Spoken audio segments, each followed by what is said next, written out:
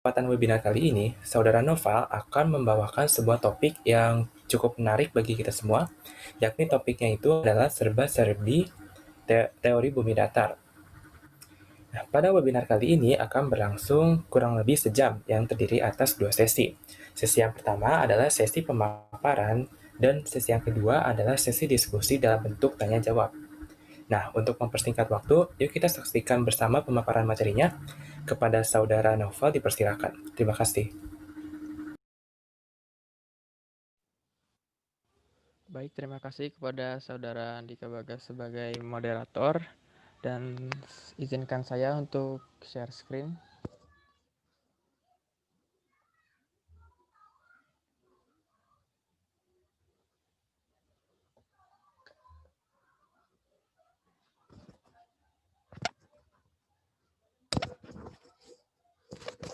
Apakah sudah terlihat jelas PPT-nya? Ya, sudah terlihat. Nah, baik, saya akan mulai saja ya. Bismillahirrahmanirrahim. Assalamualaikum warahmatullahi wabarakatuh.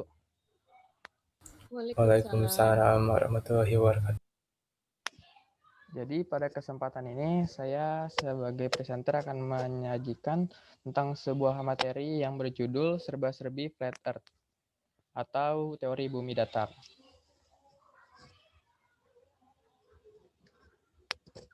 Nah, kita mulai dari buku ini. Pasti kalau audiens di sini yang pernah ke Gramedia pasti ada satu waktu di mana ngelihat buku ini di galeri-galeri Gramedia atau di rak-rak buku Gramedia. Nah, ini sebenarnya buku yang mempelopori gerakan Flat Earth di Indonesia yang bikin Flat Earth ini kembali jadi tren di Indonesia. Judulnya sendiri yaitu The Flat Earth Conspiracy yang ditulis oleh Eric Dubay. Nah, Eric Dubay ini merupakan seorang penulis dan produser dari Amerika, serta dia sama sekali tidak memiliki latar belakang sains. Bahkan, kutipannya, dia pernah berkata seperti ini, saya kurang mampu memahami sains, oleh karena itu, semua sains itu salah. Lalu dia juga agak kontroversial juga orangnya, karena dia pernah mengatakan bahwa dia bangga sebagai seorang yang pro-Hitler, dan menyangkal bahwa Holocaust itu pernah dilakukan. Dia menganggap Holocaust itu adalah hal yang konyol. Walaupun di bukunya tertulis bukti-bukti ilmiah bumi datar, tapi ini tidak ada landasan ilmiahnya sama sekali ya. Kita lanjut. Jadi, apa itu teori bumi datar? Bisa dibaca di sini, teori bumi datar adalah model konsepsi kuno dari bentuk bumi sebagai bidang datar atau sebuah piringan. Jadi di sini penekanannya adalah bentuk bumi sebagai bidang datar atau sebuah piringan dan merupakan sebuah konsepsi kuno. Jadi kalau ini konsepsi kuno, sejarah-sejarahnya bagaimana sih? Dari mana asal muasal adanya teori bumi datar ini? Nah, jadi kebudayaan mana saja yang mempercayai bumi datar? Kita mulai dari kebudayaan pertama, yaitu kebudayaan Mesir kuno. Nah, ini kira-kira penggambaran bentuk dunia oleh peradaban Mesir kuno. Jadi sebenarnya bukan cuma buminya aja yang datar. Maksudnya penggambarannya sih bukan hanya termasuk buminya, tapi seluruh alam semesta yang termasuk langit, bintang, dan sebagainya. Jadi dalam kepercayaan Mesir, sebelum dunia ini terbentuk dan teratur, terjadi kekacauan. Dan dunia ini bentuknya sebagai hamparan air yang tak berbentuk dan tak terbatas, yang dipersonifikasikan oleh Dewa Nun. Bumi, personifikasinya ini Dewa Geb, jadi yang di bawah, sebentar. Nah, jadi ini personifikasi bumi, yaitu Dewa Geb, adalah sebidang tanah datar yang melengkungkan langit. Nah, ini langit bisa diwakili oleh Dewi Nut. Namanya ini Dewi Nut. Lalu keduanya dipisahkan oleh penggambaran udara, yaitu Dewa Shu. Dewa Matahari Ra dikatakan melakukan perjalanan melintasi langit. Jadi ada penggambarannya itu matahari melewati langit dan dari ufuk timur ke ufuk barat melintasi tubuh Nut. Pada malam hari, Ra melewati ufuk barat kedua, wilayah misterius yang membatasi ketidakberdayaan Nun, atau daerah yang tidak dijamah oleh Nun si penggambaran bumi ini. Saat fajar muncul, dia akan berada di Duat dari ufuk timur. Jadi daerah yang ada di luar langit dan bumi ini disebut dengan kata Duat.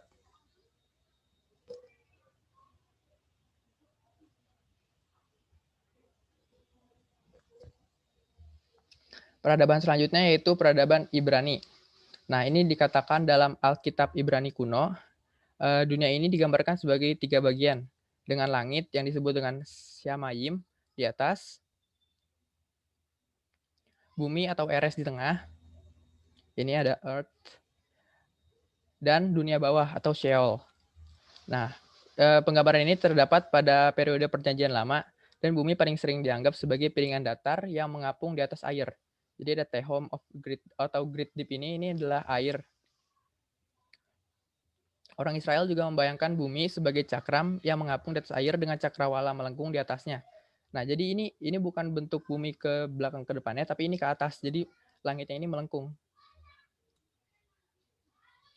dan terpisah dari bumi. Langitnya sendiri adalah kubah padat dengan matahari, bulan, dan planet serta bintang-bintang yang tertanam di dalamnya. Jadi bisa dilihat ya, di sini ada keterangannya. Di sini ada bintang, ada bulan, dan ada bintang benda-benda langit lainnya. Dan kubahnya ini disebut firmamen.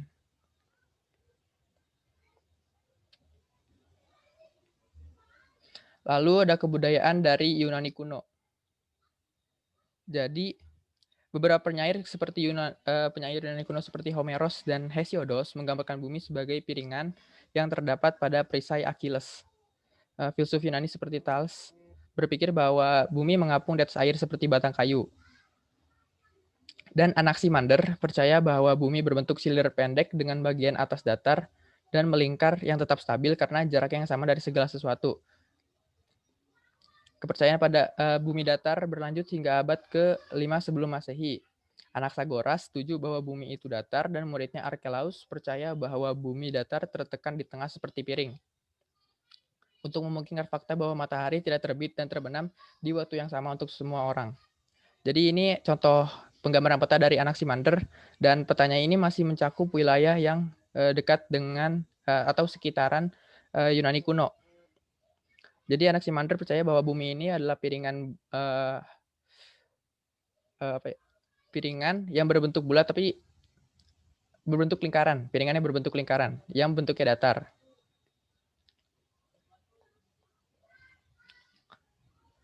Lalu ada kepercayaan Nordik.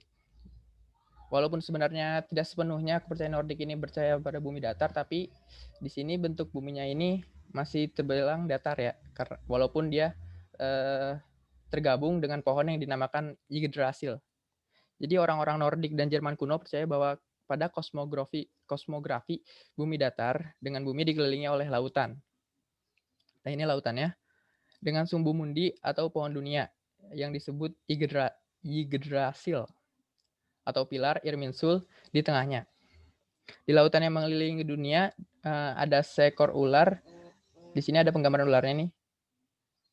Yang seperti ular itu namanya Jormungandr. Kisah penciptaan Nordik sendiri disimpan di Gylfaginning, menyatakan bahwa selama penciptaan bumi, laut yang tidak dapat dilewati ditempatkan di sekitarnya.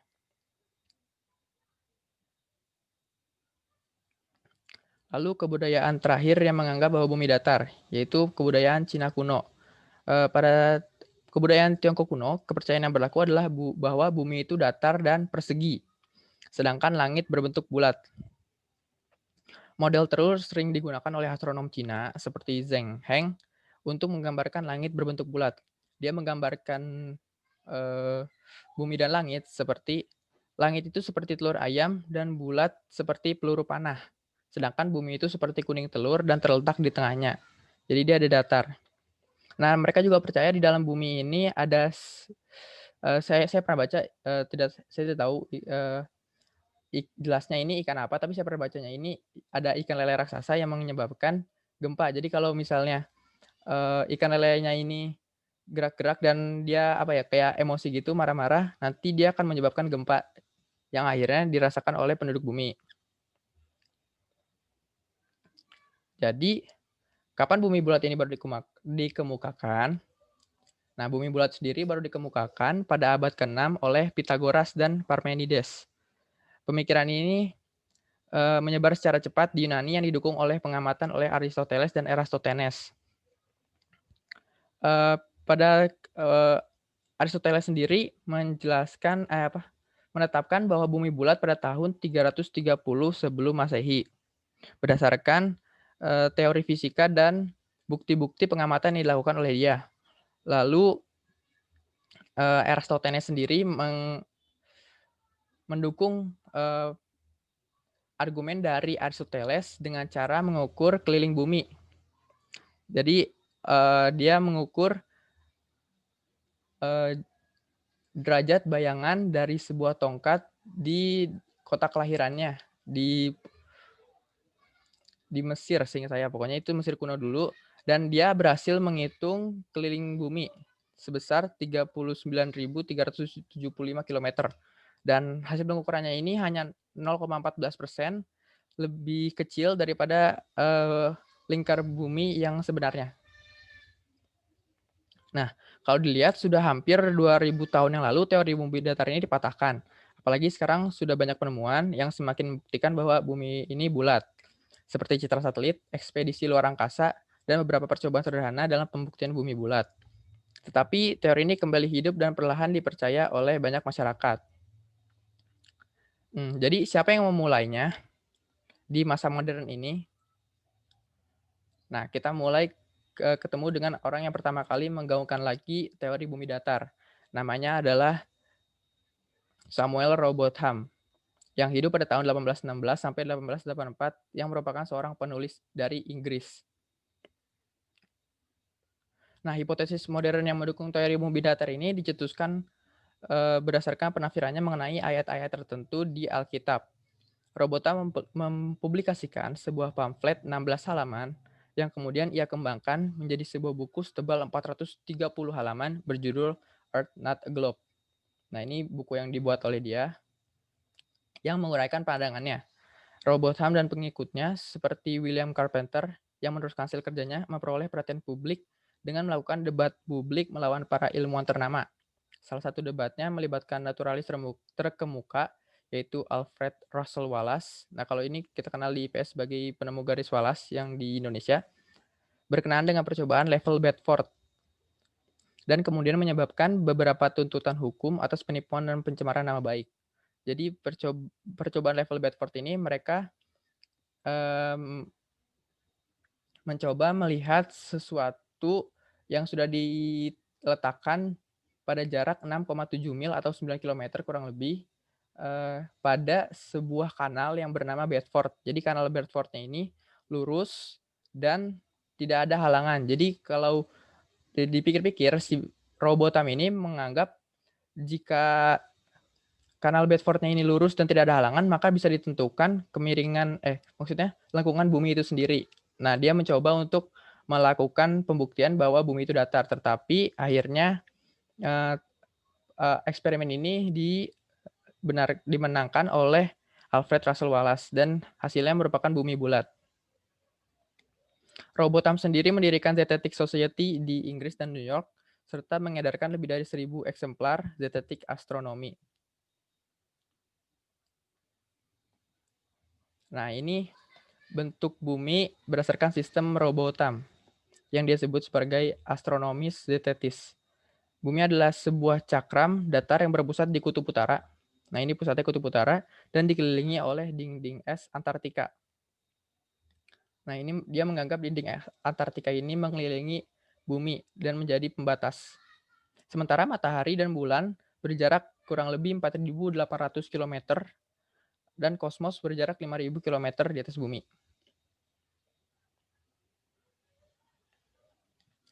Lalu setelah kematian Robotham, teori bumi datar ini kembali dilanjutkan oleh Lady Elizabeth Blount, yang merupakan seorang penulis pamflet dan aktivis sosial dari Inggris. Setelah Robotham meninggal, Lady Elizabeth Blount, istri dari Sir Walter de Sodington Blount, mendirikan Universal Zetetic Society dan menerbitkan majalah The Earth Not a Globe Review. dan terlibat aktif sampai awal abad 20. Sebuah jurnal bumi datar, Earth, a monthly magazine of science and science, diterbitkan antara tahun 1901 sampai 1904 dan disunting oleh Lady Blount sendiri. Pada 1901, Lady Blount ini mencoba mengulangi percobaan level Bedford yang dilakukan oleh Robotham. Dan ini memicu korespondensi di majalah English Mechanic dengan beberapa klaim yang menentang si Lady Elizabeth Blount ini. Di kemudian hari, percobaan Blount ini menjadi terkenal karena terlibat penipuan yang melibatkan praktik dental. Setelah Perang Dunia Kedua, organisasi ini secara perlahan-lahan mengalami kemunduran. Flat Earth Society pada masa Perang Dunia ini, karena ada Perang Dunia, jadi mengalami kemunduran.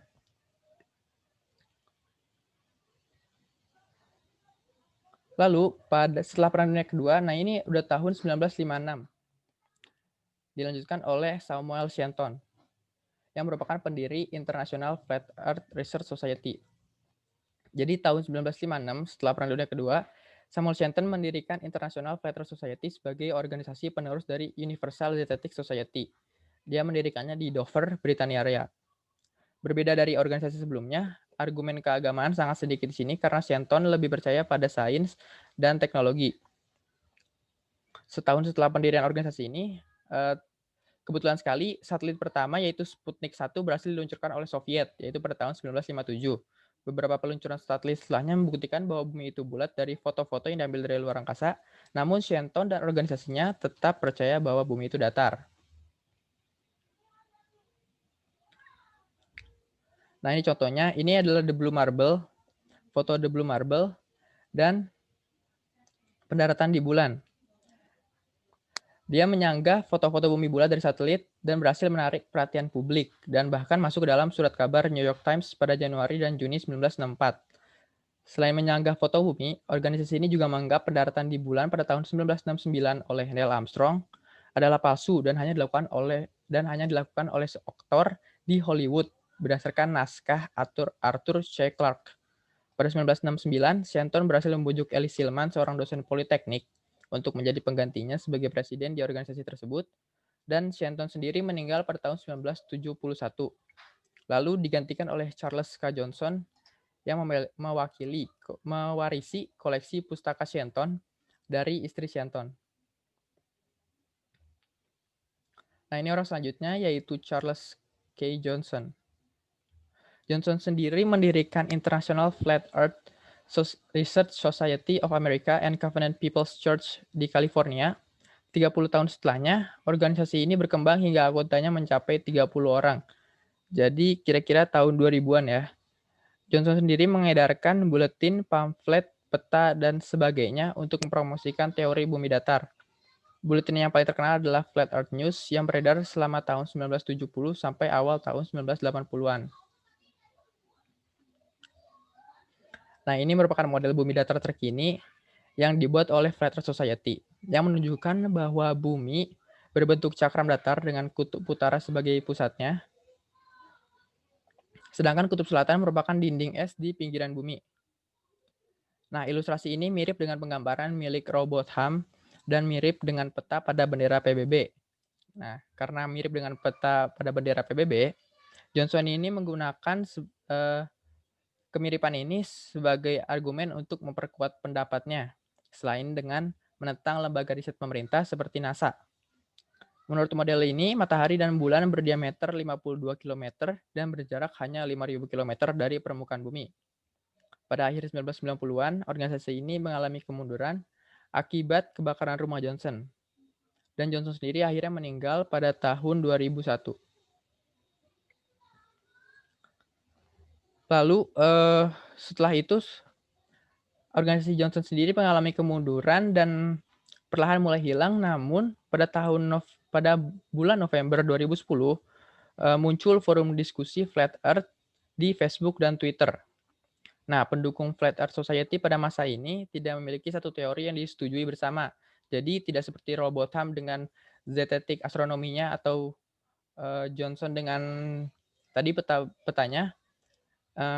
di Flat Earth yang baru ini, organisasi yang baru ini tidak memiliki acuan standar yang pasti. Jadi setiap orang punyai pikiran yang berbeda. Setiap organisasi cabang di setiap negara itu punya teori yang berbeda.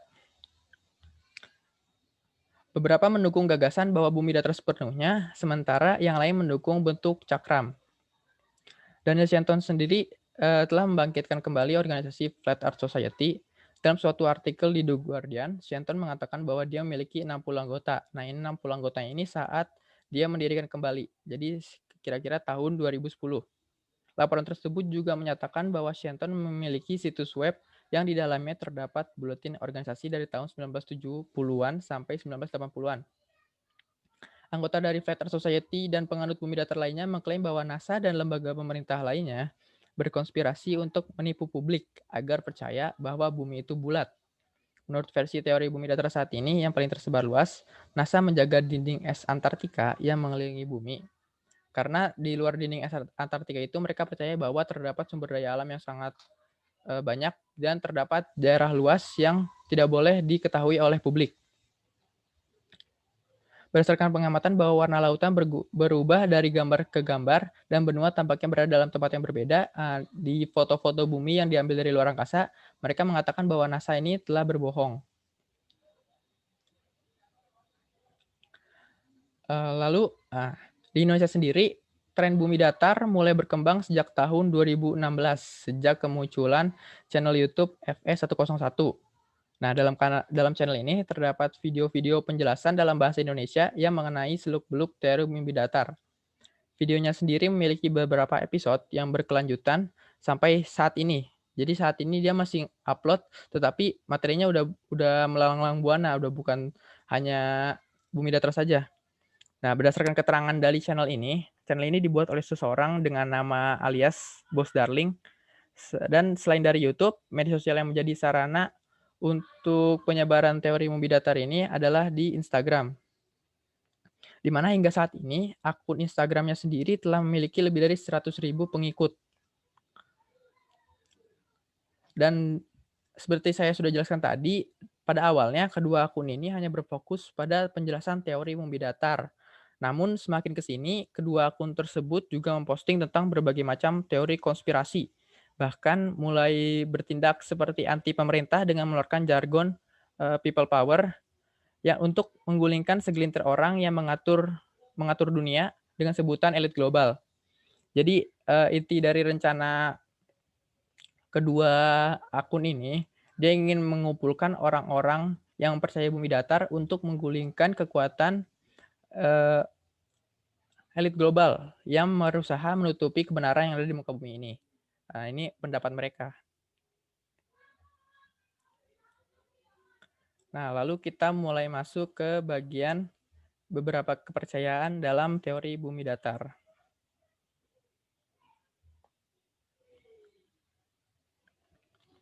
Nah, ini yang paling terkenal dari teori bumi datar, selain dari datarnya bumi itu sendiri, yaitu mereka percaya bahwa gravitasi itu tidak ada. Nah, sebagai ganti gravitasi, mereka percaya bahwa benda yang jatuh ke bawah bukan karena gaya gravitasi, melainkan karena berat jenisnya yang lebih tinggi dari udara atau barang lain di sekitarnya. Padahal dalam rumus untuk mencari berat jenis sendiri terdapat konstanta gravitasi. Jadi ini sebenarnya tidak bisa dihilangkan gitu gravitasi. Jadi mereka dibodohi oleh argumen mereka sendiri.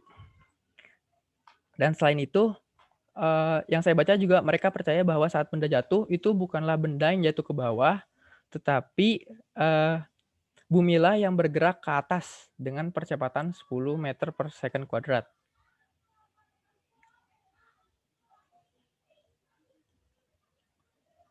Lanjut ke teori kepercayaan kedua yang ada pada teori bumi datar, yaitu kubah celestial. Atau ini nih, bisa dilihat di gambarnya. Jadi penganut bumi datar percaya bahwa manusia tidak akan pernah menembus ruang angkasa. Ini dikarenakan terdapat penghalang yang memisahkan ruang hampa atau air atau apapun itu yang berada di luar bumi yang mereka percayai dengan yang ada di dalam bumi. Mereka juga percaya bahwa bulan dan matahari berada di dalam kubah celestial, sehingga kalau dipikir-pikir seharusnya teori ini kontradiktif dengan penolakan mereka terhadap pendaratan manusia di bulan.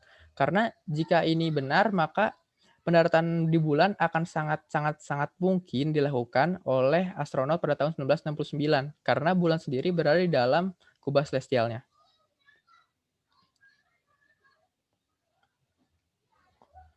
Lalu yang ketiga berkaitan dengan teknologi, yaitu mereka sama sekali tidak mempercayai adanya satelit.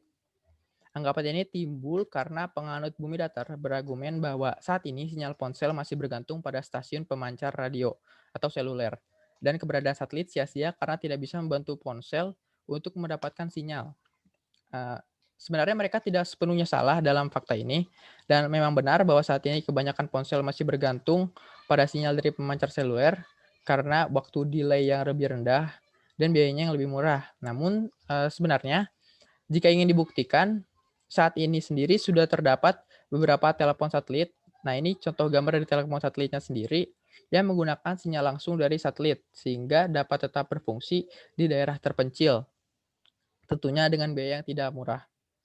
Nah, telepon satelit ini tidak menggunakan sinyal seluler dari stasiun pemancar, tetapi langsung terhubung ke satelit. Ini contohnya yaitu mereknya Iridium dan di sini Marsat.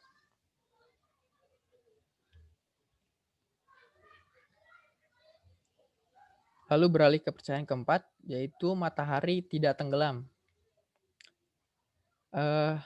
Matahari dalam konsep bumi datar berada di dalam kubah celestial dan ketinggiannya tetap dari permukaan bumi, yaitu 5.000 km dari permukaan bumi.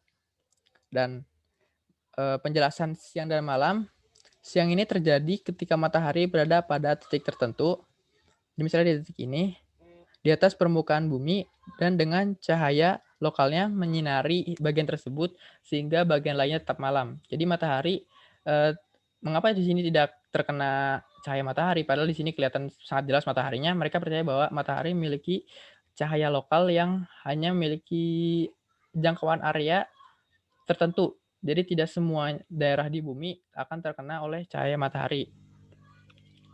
Nah, mereka juga percaya bahwa matahari tidak tenggelam dalam cakrawala atau horizon, tetapi menghilang karena jaraknya yang semakin jauh. Tapi ini tentu tidak mungkin terjadi karena sejauh apapun benda tersebut pasti akan berada di atas cakrawala. Apalagi matahari berada di ketinggian 5.000 km dengan diameter 23 km. Jadi ini tidak mungkin terjadi.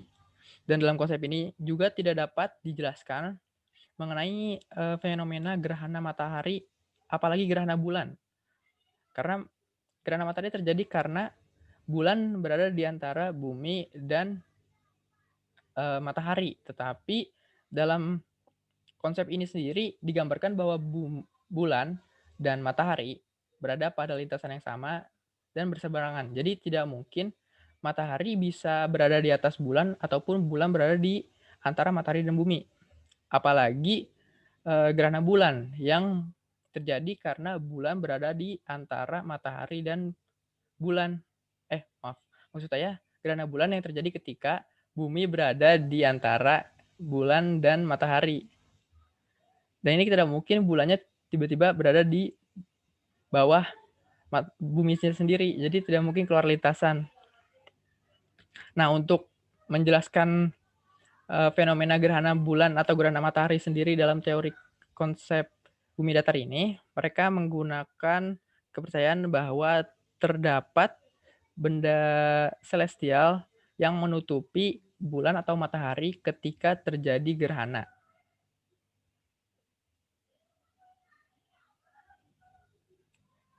Lalu yang kelima yaitu ujung dunia dalam bumi datar. Nah, setidaknya terdapat 4 kepercayaan mengenai bentuk ujung bumi dalam teori bumi datar. Nah, yang pertama, ujung bumi yang pertama yaitu dikelilingi oleh tembok es Antartika. Nah, dari bentuk ini terdapat beberapa kepercayaan lagi di dalamnya mengenai dunia yang berada di luar tembok Antartika. Mulai dari daerah yang lebih luas lagi dan jauh lebih luas daripada daerah yang berada dalam tembok Antartika, daerah yang belum dipetakan, atau mungkin daerah di luar tembok Antartika yang sudah dipetakan tetapi disembunyikan oleh elit global yang tadi disebutkan. Berdasarkan fakta bahwa saat ini Antartika dijaga dengan sangat ketat. ataupun tidak ada daerah sama sekali di luar Antartika. Mereka juga percaya itu. Jadi ada banyak asumsi mereka tentang apa yang ada di luar Antartika sendiri. Lalu ujung kedua yaitu air terjun, di mana seluruh air di lautan akan menjadi air terjun di ujung bumi. Nah ini kalau dipikir-pikir saya kasihan dengan Columbus, dan ini udah pasti dipatahkan oleh Columbus karena Columbus sendiri mengitari bumi untuk mencapai India. Dia berlayar ke arah barat menuju Amerika dengan tujuan awal India dan malah berakhir di benua Amerika. Nah ini juga mengapa orang-orang suku Amerika asli dinamakan Indian karena Columbus percaya bahwa dia telah berada di India. Nah, kalau ini beneran terjadi, maka mungkin kapal Columbus akan jatuh ke luar angkasa atau sebagainya. Lalu yang ketiga yang sudah saya sebutkan tadi, bahwa terdapat kubah celestial yang memisahkan daerah luar angkasa dengan bumi di dalamnya. Di luar daerah kubah celestial ini mereka bisa ada banyak asumsi juga. Mereka percaya bahwa mungkin di luarnya ini ruang hampa atau mungkin lautan yang sangat luas seperti pada kebudayaan Ibrani kuno, dan atau apapun itu yang bahkan saya pernah baca bahwa air yang ada di luar kubah celestial ini berbeda dengan air yang ada di dalam bumi. Nah, ujung keempat ini mereka percaya bahwa terdapat portal. Nah, portal ini dipercaya bahwa di ujung cakrawala jika kita melewati sebuah cakrawala, misalnya kita ke titik ini, nanti kita akan balik lagi ke tempat semula dari titik ke sebaliknya. Seperti dalam game Pac-Man. Makanya di sini saya gambarkan sebagai ada Pac-Man di sini. Nah, karena efeknya ini namanya sendiri Pac-Man effect. Nah, dari keempat teori ini sendiri sudah pasti saling meruntuhkan dibanding memperkuat satu sama lain karena tiap teori memiliki perbedaan dan ciri khas masing-masing dan tidak saling membangun dalam menentukan bentuk bumi apa yang sebenarnya. Lalu kita mulai sampai ke dampaknya. Jadi apa saja dampak yang ditimbulkan jika teori bumi datar ini semakin berkembang luas dan mulai dipercaya oleh orang-orang. Yang pertama yaitu anti sains karena penganut bumi datar seperti saya sudah jelaskan tadi, dia sangat menolak sains dan bahkan Eric Dubay sendiri dia percaya bahwa semua sains itu salah. Jadi apapun itu penemuan atau eksperimen atau percobaan yang membuktikan bahwa bumi itu bulat atau membuktikan bahwa yang kebenarannya itu seperti apa, mereka akan menolaknya karena mereka tetap berpegang teguh pada kepercayaan mereka yaitu bumi datar dan tidak mau mendengarkan atau bahkan memahami dari penjelasan tersebut. Yang kedua, semakin percaya teori konspirasi. Nah, dengan mulai mempercayai teori bumi datar, mereka pastinya akan mulai mencari-cari lagi teori konspirasi yang berkaitan yang ada di dunia ini. Jadi semakin banyak teori konspirasi yang mereka percayai dan akhirnya yang ketiga, semakin mudah digiring opininya. Jadi karena semakin percaya konspirasi, mereka akhirnya semakin tidak percaya dengan pemerintah karena tadi ujung-ujungnya bahwa mereka akhirnya anti pemerintah, tidak percaya dengan orang-orang yang memiliki kekuasaan. Akhirnya mereka semakin mudah digiringkan opininya bukan oleh orang-orang yang memiliki kekuasaan, tapi oleh artikel-artikel yang tidak memiliki dasar ilmiah apapun, tapi berkaitan dengan kepercayaan mereka sebelumnya. Jadi misalnya mereka sudah percaya bumi datar, nanti mereka percaya bahwa ada suatu hal lagi yang berkaitan dengan bumi datar dan nah itu langsung dipercayai oleh mereka. Yang penting kepercayaan mereka tetap tidak dipatahkan oleh penjelasan-penjelasan apapun. Nah, ini juga menyebabkan mereka semakin egois dan tertutup seperti saya sudah bilang tadi bahwa mereka akhirnya menjadi anti sains dan akhirnya menimbulkan perpecahan. Karena saya punya pengalaman di grup salah satu sosial media, di grup Facebook, dan ada satu grup yang memberikan wadah bagi para penganut bumi datar dan bumi bulat untuk beradu argumen. Sebenarnya inti awalnya itu diskusi, tetapi ujung-ujungnya malah jadi debat dan akhirnya terjadi bullying secara online. Karena mereka itu penganut bumi datar itu terlihat bahwa mereka ini menunjukkan kesalahan-kesalahannya, memposting kesalahan-kesalahannya di internet tanpa memikirkan terlebih dahulu apa yang sebenarnya terjadi dengan apa yang mereka percayai gitu. Jadi saat diberitahu bahwa yang sebenarnya terjadi ini seperti ini loh, yang kamu percaya itu salah, harusnya kayak gini. Nah, mereka mulai egois, tertutup, dan akhirnya menyindir dengan kata-kata kasar, dan ini tidak jarang terjadi karena saya juga sebagai salah satu membernya. Untuk sebenarnya tujuan awal saya ingin menambah pengetahuan untuk melihat apa yang terjadi dengan teori bumi datar ini, tetapi ujung-ujungnya saya menganggap grup ini sebagai grup hiburan. Karena ya itu tadi, karena orang-orang ini sendiri ignoran dan tidak mau percaya dengan kata-kata dari orang lain. Dia tidak terbuka dan akhirnya malah jadi hiburan buat saya sendiri. Nah, mungkin itu sekian dari saya. Terima kasih. Apakah ada pertanyaan? Saya kembalikan lagi ke moderator. Ya, terima kasih kepada Saudara Noval yang telah menyampaikan materinya dengan sangat lumayan panjang ya, dengan sangat baik juga.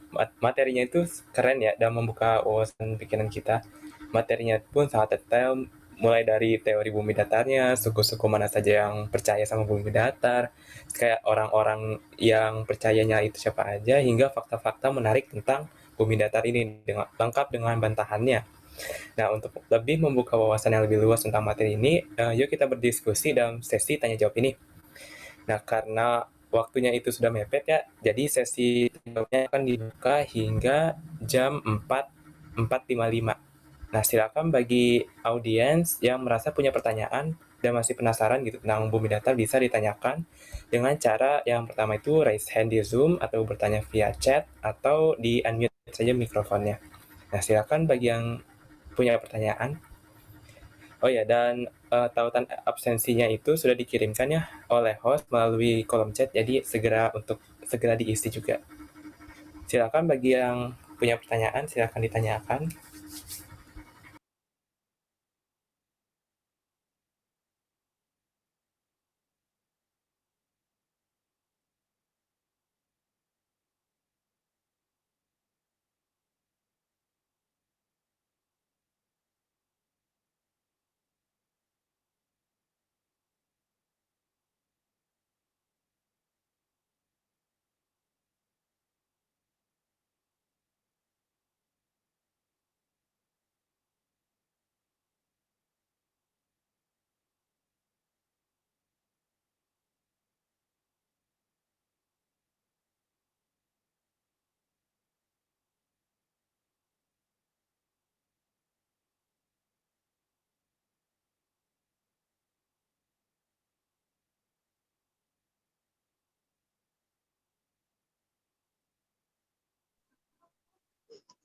Artinya orang-orang bingung mau menanyakan apa ya. Baik, di sini ada Fatvia yang sedang raise hand nih. Silakan di unmute Fatvia. Assalamualaikum warahmatullahi wabarakatuh. Waalaikumsalam warahmatullahi wabarakatuh.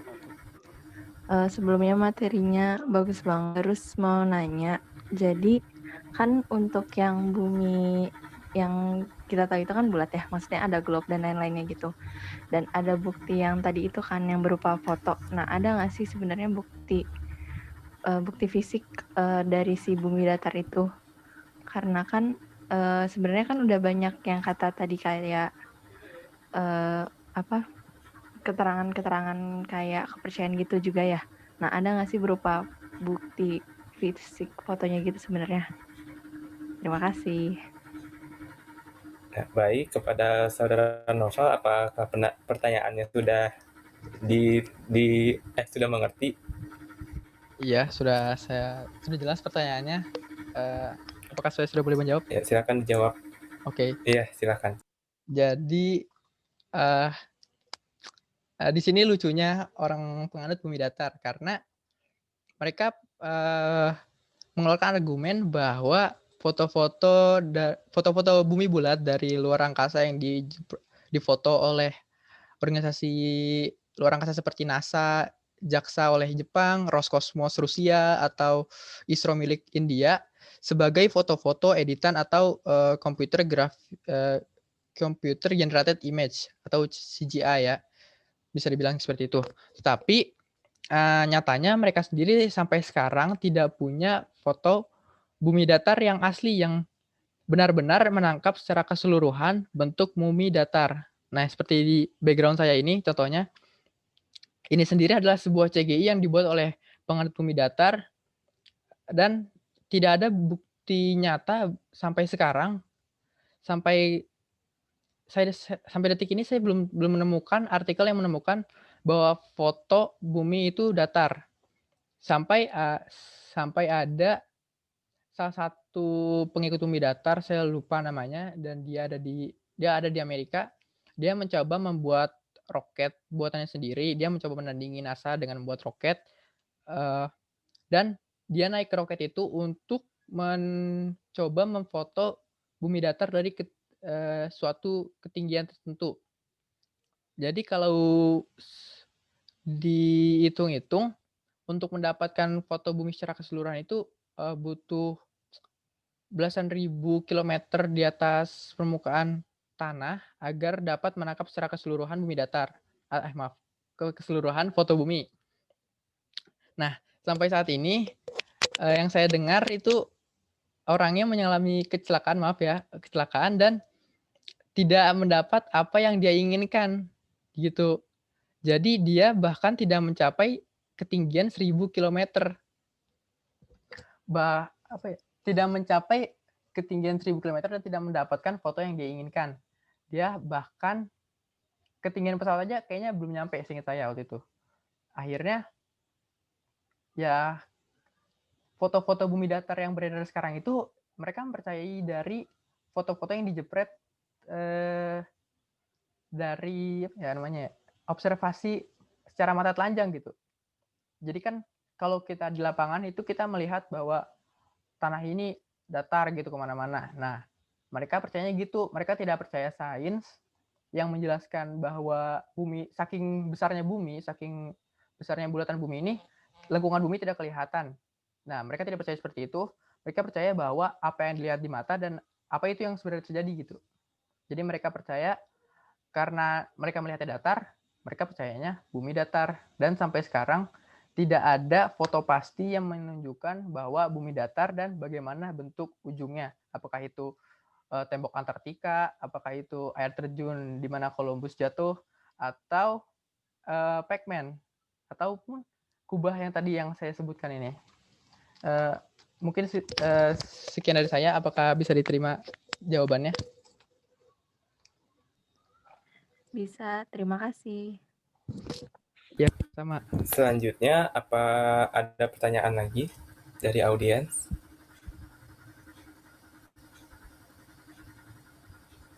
Sesi yang kedua tunggu hingga 4:55 ya. Jadi agak cepat gitu ya.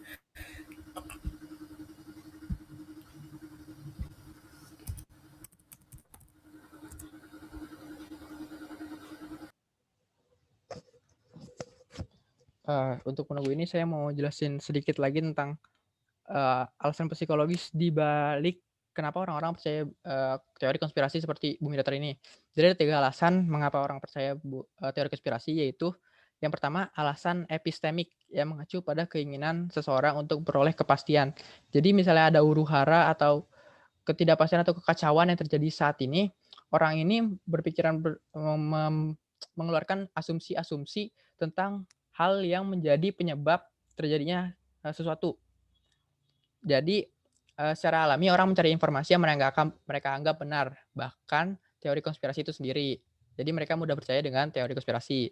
Yang kedua, alasan eksistensial, yang menurut studi orang percaya teori konspirasi agar mereka merasa lebih aman dan terkendali. Saat orang merasa terancam, mendeteksi bahaya dapat meredakan kecemasan. Dan inilah menjadi alasan eksistensial, percaya bahwa pada teori konspirasi yang dapat membantu seseorang merasakan kontrol pada sesuatu. Yang ketiga yaitu alasan sosial, yaitu orang dapat termotivasi percaya pada teori konspirasi karena alasan sosial. Dengan percaya pada konspirasi yang menggambarkan seseorang atau kelompok suatu sebagai oposisi, mereka akan jadi merasa lebih baik. Orang yang percaya terhadap teori konspirasi juga merasa mereka adalah pahlawan dari suatu cerita, sedangkan orang yang tidak sependapat adalah musuhnya. Dari beberapa alasan tersebut dapat disimpulkan, keyakinan pada teori konspirasi bisa muncul karena ingin mempertahankan diri. Ketika orang merasa dirugikan, mereka termotivasi untuk menemukan cara melindungi dirinya dengan menyalahkan orang lain dan mencari kambing hitam atas suatu peristiwa. Nah, itu mengapa orang-orang percaya pada teori konspirasi. Baik, terima kasih kepada Saudara Novel ya, ada penjelasan tambahan laginya ya tadi. Nah, ini ada pertanyaan lagi. Ini menjadi pertanyaan yang terakhir ya, jadi dari Erlin Julia Safir. Saya ingin bertanya, apakah menurut Anda foto jepretan NASA editan dan apa tanggapan Anda tentang bagaimana beberapa fenomena yang mematahkan teori bumi datar, seperti saat ini kita melihat kapal berlayar menjauh dari posisi kita. Terlihat kapal itu seakan-akan tenggelam. Nah, bagaimana tanggapannya? Saudara Novel, silakan dijawab. Baik, tadi pertanyaan pertama yaitu tanggapan saya terhadap foto-foto NASA, apakah itu editan? Ya benar, saya yakin bahwa foto NASA itu editan karena bagaimanapun juga satelit yang memfoto permukaan bumi itu tidak berada pada ketinggian yang cukup untuk mencapai satu foto bumi bulat secara full. Jadi saya pernah baca bahwa foto bumi bulat yang ada saat ini adalah merupakan potongan-potongan dari foto-foto satelit yang berada pada daerah tertentu. Jadi mereka menyambungkannya. Jadi akhirnya mereka mendapatkan foto bumi bulat secara keseluruhan. Nah, itu kan juga termasuk edit. Tetapi ini bukan berdasarkan asumsi-asumsi yang di luar nalar yang tidak berdasarkan pada dasar sains yang pasti gitu. Nah, ini kan pasti ada penemuan, ada apa namanya ya, pembuktian khususnya, ada research-nya, ada pokoknya yang ini sainsnya itu pasti. Jadi tidak berdasarkan asumsi yang aneh-aneh seperti bumi datar yang mungkin CGI-nya lebih parah lagi, lebih jelek lagi malah.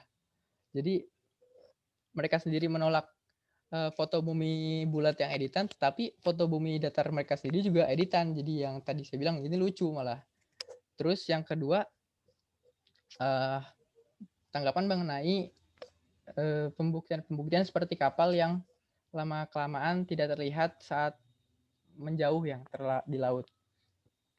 Nah, itu kan sebenarnya kalau pakai mata kepala kita sendiri juga nggak kelihatan ya. Jadi kita perlu pakai teleskop. Dan memang agak sulit untuk mendapatkan penglihatan yang jelas bagaimana kapal itu sedikit demi sedikit tidak terlihat di lautan dan akhirnya hanya terlihat atasnya saja. Dan ada penjelasan ilmiah seingat saya karena efek refraksi dari air itu sendiri. Jadi orang melihat kelihatannya itu seperti kapal itu hilang secara tiba-tiba. Jadi bukan sedikit-sedikit tapi tiba-tiba hilang, atau mungkin kapal ya seperti itu loh pokoknya. Pokoknya mereka memberikan asumsi-asumsi yang ujungnya tidak percaya bahwa itu terjadi gitu. Jadi karena ini mereka percaya bahwa penelitian harus dilakukan oleh mata kepala mereka sendiri, jadi mereka yang nggak mau baca-baca jurnal penelitian, baca-baca hasil penelitian orang tentang apa yang sebenarnya terjadi. Mereka hanya percaya pada keyakinan diri mereka sendiri. Karena mereka melihatnya kapal itu hilang secara tiba-tiba, jadi ya mungkin bumi itu datar gitu. Padahal kalau dilihat-lihat juga mungkin kalau bumi datar harusnya Gunung Everest itu yang ketinggiannya 8.000 meter, mungkin kelihatan dari Singapura atau dari Jakarta mungkin. Seperti itu, apakah bisa diterima? Ya, terima kasih Saudara Nova yang telah menjawab pertanyaannya. Jadi bagaimana Saudari Erlin, apakah sudah puas jawabannya? Terima kasih kembali. Nah, karena kita sudah mau jam 5 ya, karena keterbatasan waktu, jadinya mari kita akhiri sesi diskusi tanya jawab ini. Terima kasih kepada semua penanya yang sudah meluangkan waktunya untuk bertanya. Semoga semua jawabannya itu sudah dapat diterima ya. Nah, silakan kepada Saudara Noval untuk memberikan kesimpulan atau closing statement tentang materi kali ini. Silakan. Jadi closing statement dari saya ini tidak hanya berpaku pada teori bumi datar sendiri, tapi terhadap keseluruhan teori konspirasi.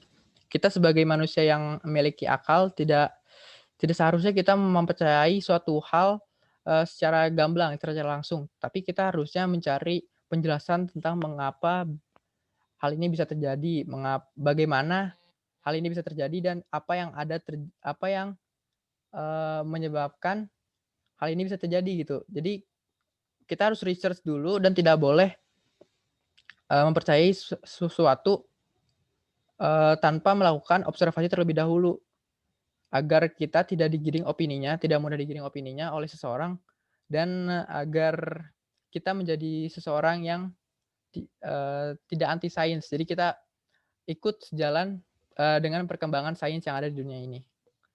Menurut saya cukup segitu. Terima kasih, saya kembalikan ke moderator. Ya, terima kasih kepada Saudara Nova yang telah memberikan closing statement-nya. Mudah-mudahan ilmu yang disampaikan tadi itu sudah dapat diterima dan lebih membuka pikiran kita semua. Saya Andika Bagasa Putra, selaku moderator pada webinar kali ini, undur diri. Kepada Saudara Alfi sebagai host, dipersilakan. Terima kasih. Baiklah, terima kasih kepada saudara moderator. Sebelumnya, saya ingin mengingatkan kembali bagi yang belum mengisi presensi, silakan diisi pada link yang telah diberikan. Dan sekarang kita telah sampai ke penghujung acara webinar kali ini. Terima kasih kepada para partisipan atas partisipasinya untuk meluangkan waktunya untuk menghadiri webinar kali ini. Semoga ilmu yang kita dapat hari ini dapat bermanfaat pada kemudian harinya. Saya Muhammad Alfiansyah, izin undur diri. Wassalamualaikum warahmatullahi wabarakatuh. Waalaikumsalam Waalaikumsalam warahmatullahi wabarakatuh. Oke.